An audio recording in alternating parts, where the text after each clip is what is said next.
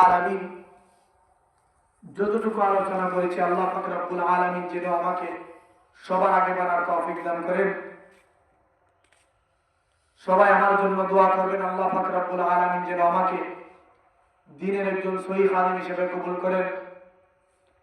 এই রামনগর ছোটবেলা লেখাপড়া করেছি, রামনগরের মানুষেরা খুব মায়া করে আমাকে। আমি মনে করি রামনগর আমার নিজের বাড়ি। প্রত্যেক মানুষের নিজের ছেলে নিজের ভাইয়ের মতো মায়া করে। এই মায়াটা যেন আল্লাহ পাক রব্বুল আলামিন মরণের আগ পর্যন্ত রাখেন, আমিন। আসসালামু আলাইকুম ওয়া রাহমাতুল্লাহ।